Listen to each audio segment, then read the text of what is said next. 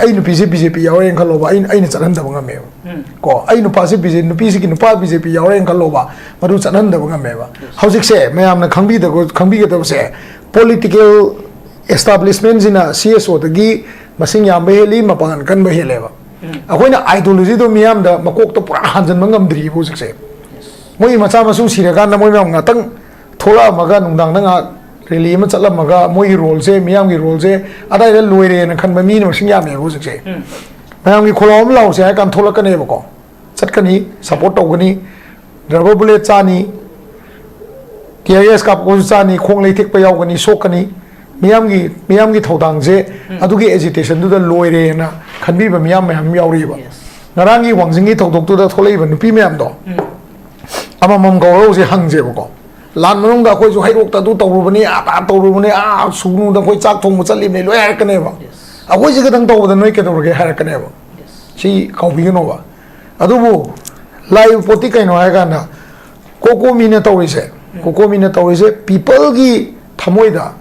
issues digest to halaga wakhalon sida leaders in sida why noina karigi no hojik pau Delhi ga akhoi gi lebak si gi oiba favorable oiba ko favorable oiba negotiation ama tawraga indigenous group sing se pulan bangam da bai maram se kai gi no ai je hang je hai bane ba protest to wai je thugai je kaukhai je BJP gari do phoidat se hai na te ba BJP ga khoi enmity leite ko if akhoi se leiba leaders sing gi mindset sin chumadi if they negotiate properly with Delhi adoi tadi Nemsa Kipgen would have been sitting here in Imphal ko aduna somewhere some negotiations have failed jaga the negotiation kar fail oi ba adubu miyam gi hodi kai no Cocomi gi oina di angang ani CBC ne aroi ben natine jiri ba hangda mo akhoi gi yam sing duna masai gi 1980 akhoi si wari sanai ba 1994 gi akhoi gi VKNR matam gi agreement je adugi hanjing duna mu tawrami ne ba aduna Manipur gi issue je ai ngasi politician ne thak na chong thoraga ai ngasi rajni taw yawram ni gaina vote ka karaga heta tawba ya ga ba adugumba issue oide ba Manipur se yam seng na have the ko if you want to join a political party well and fine well and good tawbio kasu kaide pawnan broje na BJP nungsi bi nungsi bi oba adubu BJP da Wangjing gi favor ka tanate magi worker ka tagi favor tanate politician na moirega magi worker to ka tagi khan mi awade ma mi atai du gi vote pam dra ba mai adu gi kan man dok tu da pam mi ba mi chawa cha tu na mai ma punchi da loira bro people saying you wakan je ka mai do jana adai da loira ba adu gi wang ma da lekai da khundu da thoi ba protest magi worker me am du mamai khumngam yum man ma da fai to yum ma am sa ngang u dra ba environment jina ne ai gi political wakhalon jida favorable oiba pot ama pu ba je politicians ngi mathau ra na khalle ba akoi Manipur akoi ne angang ni ko mayam yamasu yawi ri ko oi tamoju yawi ri do akoi na khalli ba wakhalon je kari gumba lalam ta ba akoi khalli wakhalon je lalam ta ba adoi di achum wakhalon je kai no ba hosik lei ba Manipur ki position se kanan porak pano mantri ngai ba dagi Delhi chelaga lot pa dagi ko kanan porak pano ba Delhi chelaga tha taruk lerega lak kumtha ni fu lak mar fu lerega lak mi khange ba CM gi phamuna ba gi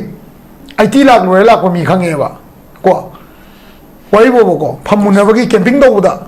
adu gi camping matam do da they did came for the chief minister post they did came for toppling the government they did came for a new government but did they came for the favor of Manipur and its indigenous people lamsigi miyam gi damak camping do rubra ba adai du ne ba khoina nasai gi political party ga hoji haije ge ba khoi se mi mai pami na ko makha kumde se ba sim makha da gi dukan jel hal se ba akhoi CSO mi am de moi ba si pareng ji da ani ga ga ama ga phang me sai da khoi sai kombi ko present to se ba CSO gi any CSO ya amu ko ya fox whatever CSO adu political party gi card pa ba mi dine sigi block sida si building si pareng sida na sigi block sida ko at least 400 to 500 mi pangane ba fly ba 400 500 mi tuga CSO gi ideology ga challenge to no hai ta di political party na ngam ba je masana ta bane maram ni moine mi yam ele o somna hangbi do physical challenge na te ba khoina to je ideological challenge for the betterment of the state ne ba khoin to je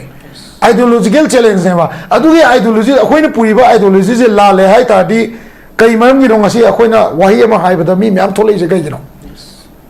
ai hai je la le hai ta de akoi apang da ro akoi de support to mi lai hidro ideology du chum thok na se hai da BJP yaw bi ka su kai de Congress yaw bi CPM yaw bi CPI yaw bi another political parties yaw bi ba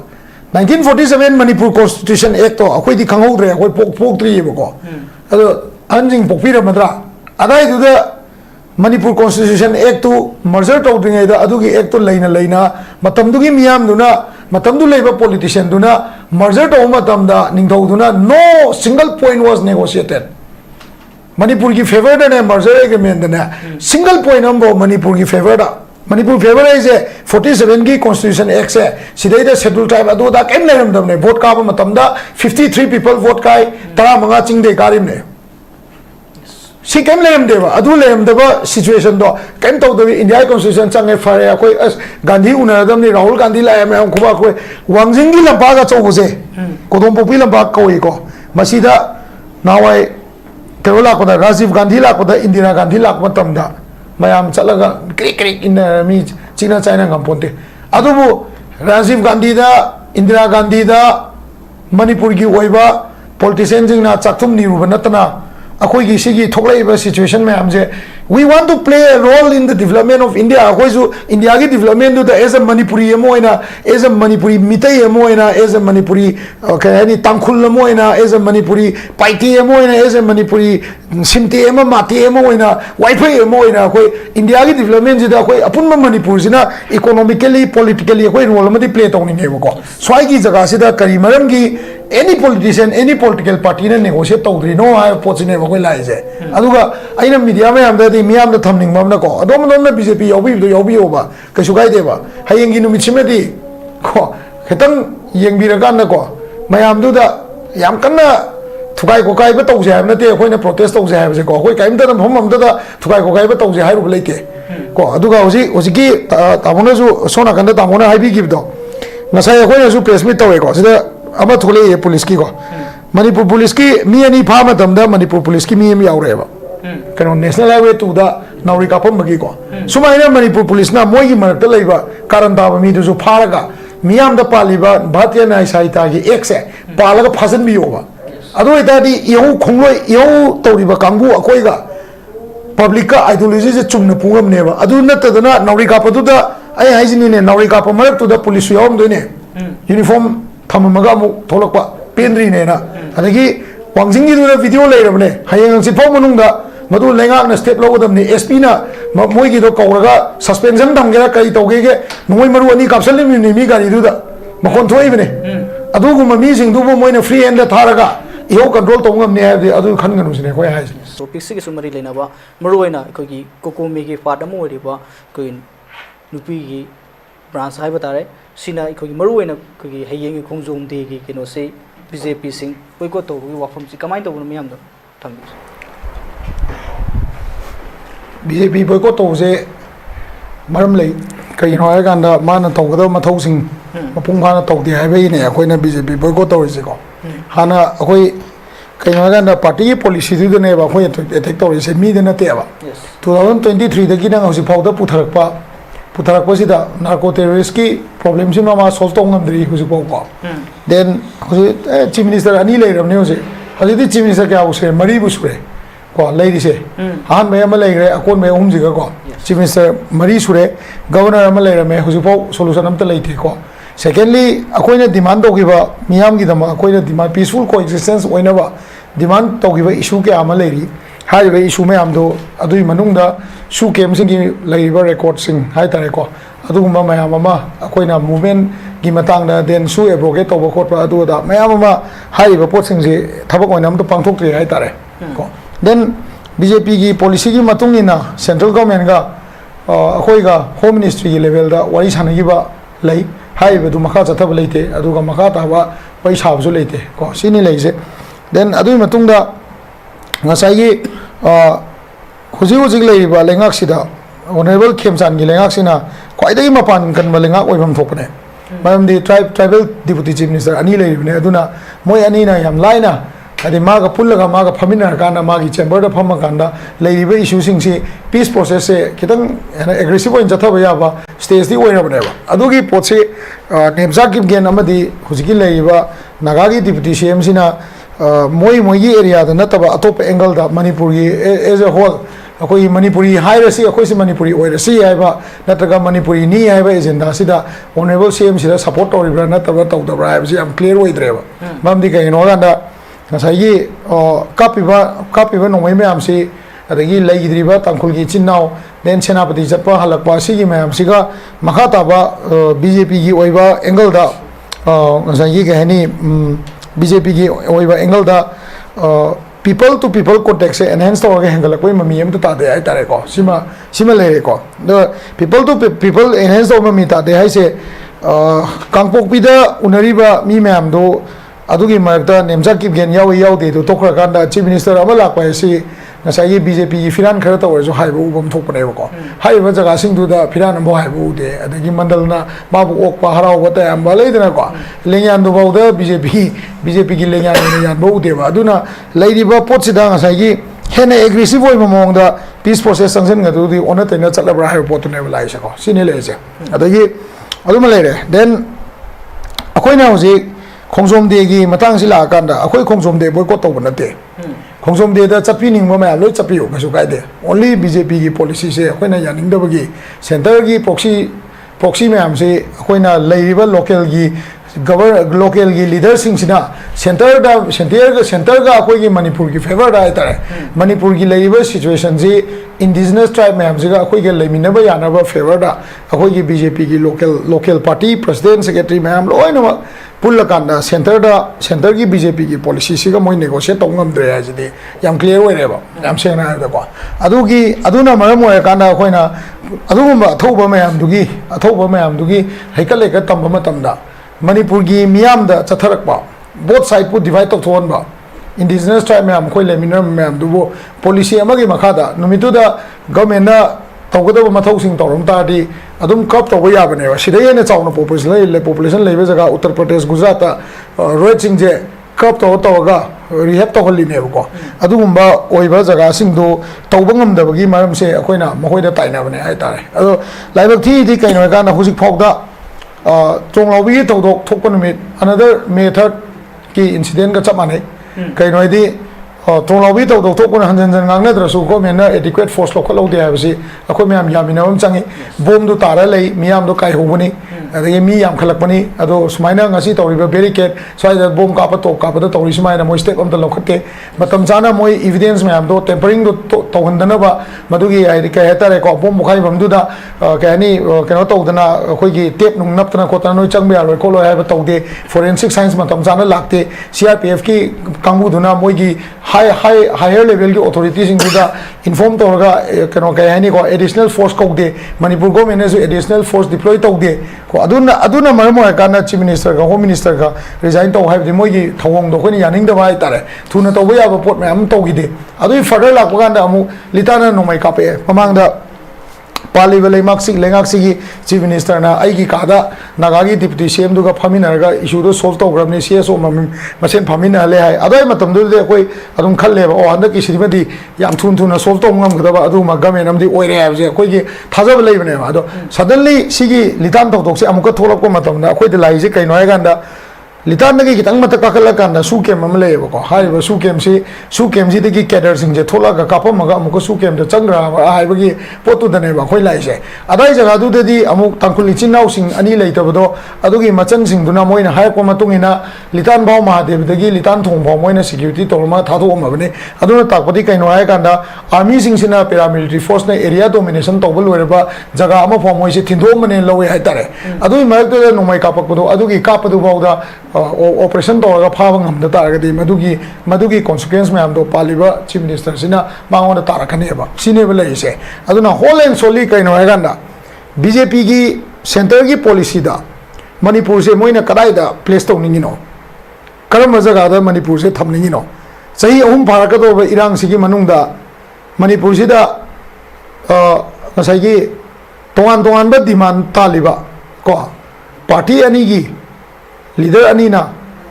Deputy Chief Minister की rank फाउ पीरकांदा power से अखोई मणिपुर की valley लेबा vote कारक ma'am somehow many out of the numbers से तुम सूरदबदो अदुगी political sacrifice sama अखोई valley सिना अखोई मितई ना मोइना अखोई दस मितई central government हायगा अदि मितई की population सिना अखोई दगी ngसागी कयानी economical चाक्थुम दगी हिल का वैली का की division of economy का ने हम हाई से सिगी पोचे हंदर किसी दे sacrifice तो थोका अदुगुम्बा खेमजाना लीड तौबा याम नुसिबा गवर्नमेंट अमा नुसिनबा गवर्नमेंट अमा ओइगद्रा हाइबसे पुरा फेल गवर्नमेंट अमा मालकपगी फिबम लाएबा अदगी याम साथीरिजे पार्टी की बीजेपी की पार्टी सिदा अखंडबा मी खरा मागा नगनबा मी खरा नतब अतैसिना मौंदा सपोर्ट तौद्रबा हाइबे क्वेश्चन जुलाएबा को apart from ex chief minister BJP party की मनुंग लेरिबा एमएलए मैम अमा हाइतारे अखोइना खबर ममिंग सो याउद्रिबा एमएलए सु लेरमने बीजेपी से को मीजे आमने ना ममिंग सो तादबा एमएलए लेरमने मसक खंगदबसु लेरिबा अखोइना एक्टिविस्ट होइना अखोइ लेबिसे अखोइसु मीजे फाने फजन दिउनाबने अदोइसु मसक खंगदबसु लेरमने हाइतारे को सिगुम्बा पोजीशन सिदा खोंगजोम दे चलगा मोइना लेकपदो अखोइदा इकाइजे हाबने होय हाइजे अदो मदु तौबिनु हाबनेबा अदुना हयेंसे खोंगजोम दे गिसे तोआन political party तोआन social leader army की retired general Singh then Manipur की थोड़ा फरबा एंग्लो कनो मणिपुर कनो सिगे एंग्लो मणिपुर वार्ड यावम मयाम अमा then मोई की मचा मसु मयाम लेकप लाकनेबा अदुगी मनुंग दुदा मोइने लेपकदोइदो अदाइदा लेपगा दाइसतगा फमदना तौबदो मदु याम इकाइ निगाइ ओइ मदु तौबिगनु ना हाइवे वानेबा अदा खोंगजोम दे की इवेंट सिमा अखोइना बोयकॉट तौब नतेबा सिदैदा ngसाइगी मोइने लाकपा मतमदा अखोइगी लेरिबा अखोइगी कयता अखोइगी एजिटेटर मैम सिना मखोइदा प्ले कार्ड नुंगाट उतना अदगी खोलाव लाउदना कोतना अखोइगी वॉइस मोइदा ताहनबगी अदुगुम्बा प्रोसेस अमा तौजे हाबनेबा लाकनी गंगे नमना लाकनी गवर्नमेंट निना को अदुदा ngrangi कनो वांगजिंगी इवेंट से सिना मोके दोगे गांदा वांगजिंगी इवेंट सिना अखोइगी लेबाक सिदा मियाम से politically divide तक थोपा मानबा मा हाई तारे को politically divide तक थोपा लेबा की इशू से दका लेते अखोई दी केंद्र की थबक से तौलो रे खनबा मानबा मा अखोई द लाए को असी पोल लापसी सिगी मरम से कइनो हाय गांदा अखोई की आइने सुम खंजबने को लालमदी है को वांगजिंगी प्रोजेक्ट से यामना माइ वखन द माइ मथमोइ से हम पिक खबर खंगदे ngरang से को याम सप्रेस तौरबा आई जिंग असी बहु द काइम तौदे आई केंद्र में चीफ मिनिस्टर अमक्तंग लाके है नोइ मैम तौइसे कइनो गाइना खनबा मानबा जगह मा अखोइदा उइ हाइतारे अदुना एज अदुगम पावरफुल होइबा एमएलए होरेगा कइसु अदुगम न भोट की मतंगदा अदुगम कीरिदु कइगिनो सिने आइना हंगिंगे सिको मोन को मियाम की होसे मासु याव चटकदमने याम सेंगना हाइबदा को हंगबे आइबको पनम रोजेन की ngasi bauda cheta mahungu makaramani tamungu makabasida lebak ki damak tawgiba sacrifice di mana tumina torme openly torme mai sumai maharakani adubu BJP gi lengak sida people na ngasi bauda lebak sigi leiba narco terrorism natraga ngasai gi tawriba issue me amsigi matangda Manipur की हाना पालम नत्रगा हंदक की chief minister दा माना मियाम की खोंजेल से कोई ताना होना जे हाइबगी तौबा हाइबा मतांग मबो याव रजाला हाइबसे कोई द क्वेश्चन हम लाएबा ओनली मागी मंत्री भंगना बोना बदा आइगी पावर उथोपा आइगी शक्ति उथोपा मियाम की पैसाना लैबा नोमै मरुदुबु मियाम दा कपसलनबा अदुगुम्बा थौंदु सुम तौरकता गदी हयेंग माना दि हायकनी politically motivated ओइबनी आइगी नाकंदा कनो कैंडिडेट अदु ले अदा ले ममांग आई युम मै थागी ले कोट पिले मयाम हायकनेबा मियाम ने तौरेबा योगदु अखोइना सपोर्ट तौबै वा नतेबा मिंगोन द प्रोवोक तौता गदी लीडर ओइसु फना जाव अखोइ जुनिने ममांग द जुन 18 की फ्रेमवर्क एग्रीमेंट न तमदा अखोइना स्टेटमेंट पीबा सोइबदा जो कनो यूसीएम की ऑफिस तो मियाम न मै थाने लाइनेबा हौजिक सो आइना गांग से सोएदी आइगी युम द ताइनर कतोइनी इमा सो आता गी द तौरिदुने अतै अतै बबलू लोइतोंग ममी द तौगरे मैम लेने बसे को तौर यानी लेतेबा अदुना आइना मु politically power पाइबा आइना चीफ मिनिस्टर पोरकोंगमनी आइना पुलिस मैम दो पूरा काफन मंगम नुपानेना अदुगुम मुकना बै थबक तो लेबा कदि तौरेदनेबा याम सेना ने को अदुगी consequence लाकनी हयं को न तबना को कराइदा कै तौर के दो खंगनी अदुना वांगजिंग इंसिडेंट जिना अखोइदा अमुबा काली म तैसले हाय तारे को सुमाइन थमजगे या मोइसे थमजे टॉपिक सिगी कोगी ममांग दा उखरे कोगी पालिब गवर्नमेंट सिना तौगदो फंक्शन अमदा अनि थोकपगी कल्चर अमा कोगी बॉयकॉट तौबा कांगबु अमा अदुगा तराम उडी हाइबो कांगबु अमगा थोरा कांदा कोगी ani thokpai culture ama khoi dum manipur da lerak ki film se da yam ngak pai khoi ki function mera pai bi singi marakta du na singi marakta ngak pa sigum thodok si dum tho hal laga anda manipur da dum tori dum ngasi hayeng makki Cocomi ki concert se khoi ki Cocomi na lokot li khongtang hai ba tare khoi ki BJP ki mari le ne ba sing function si yobi ganu haina duga boycott to gani hai wafam se kadai fu mai pak pai lady ba train se da duga Cocomi na si mai pak na ba kadi hena thodang lori ai kerma haja ge ba media house na koi da hangi ba question je ani je phuna na ba natra ga competition ki mong da hangi ga di hangi ba question je ngasai su press meet tori ngai da akoi gi labi da ga ta hipchal la ga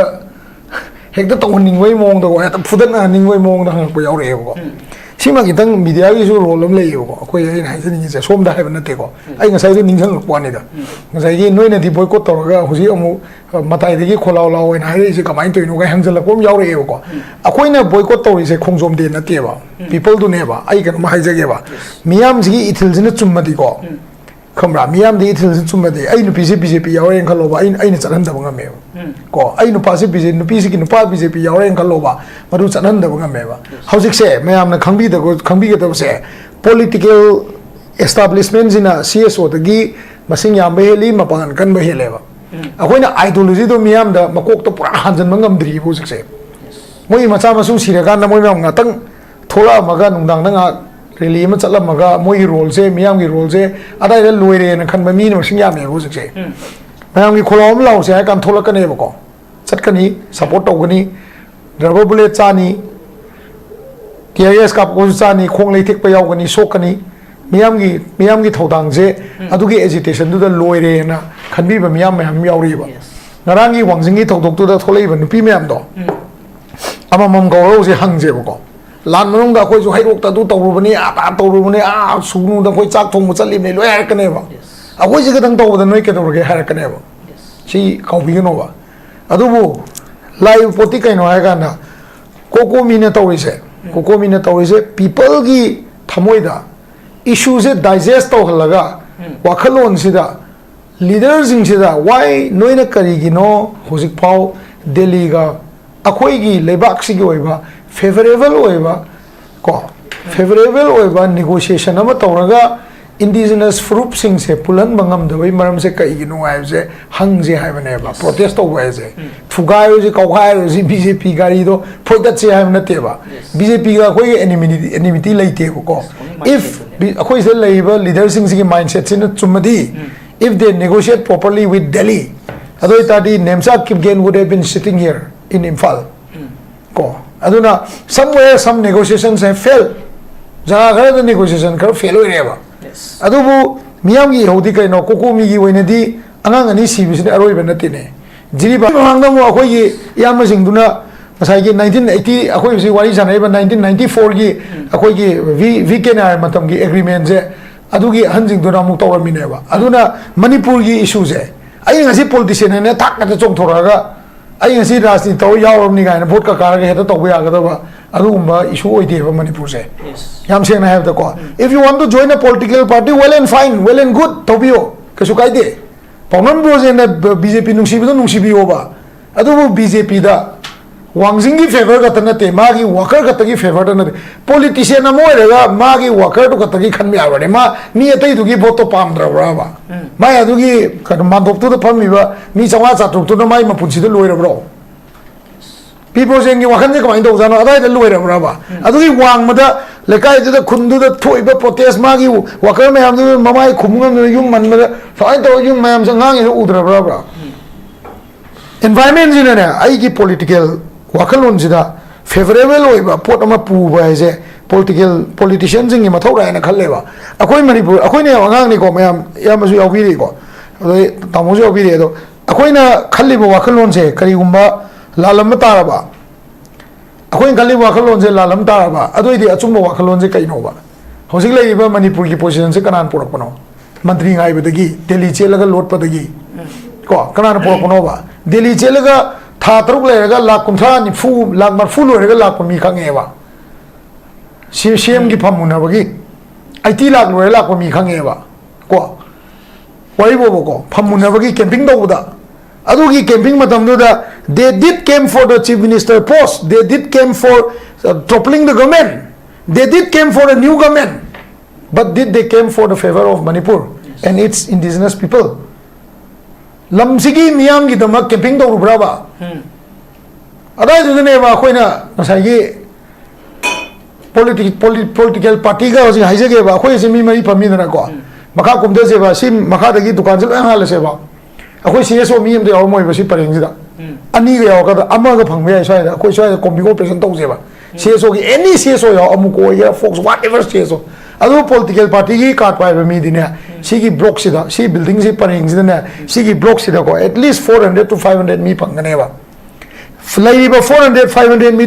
tuga CSO ki ideology ga challenge to no hai ta di political party na ngam ba je masana ta bane maram ni moi ne mi yam ele o somna hangbi do physical challenge na te ba khoi na to je ideological challenge for the betterment of the state ne ba khoi to je